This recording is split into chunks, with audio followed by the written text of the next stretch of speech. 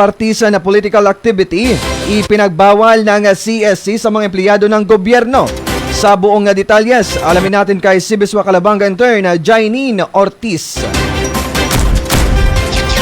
Ipinagbawal ng Civil Service Commission o CSC sa mga appointed at mga regular na empleyado ng gobyerno ang pakikisali sa anumang partisan political activity para sa nalalapit na eleksyon 2025. Ang partisan political activity ay tumutukoy sa mga gawaing isinusulong ang pagkahalal o pagkatalo ng isang partikular na kandidato o partido sa eleksyon.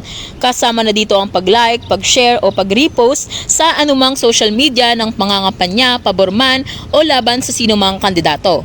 Ang kautosang ito ay ayon sa Memorandum Circular No. 3 Series of 2025 na inilabas kamakailan lang ng CSC. Dagdag pa nila ay alinsunod ito sa probisyon ng 1987 Constitution pati na rin sa iba pang umiiral na batas tulad ng Administrative Code of 1987, Omnibus Election Code at Local Government Code. Samantala, ang sinumang lalabag sa kautosang ito ay maaaring patawan ng suspensyon mula 1 hanggang 6 na buwan sa unang paglabag at dismissal o tuluyang pagkakatanggal sa serbisyo para sa ikalawang paglabag dito.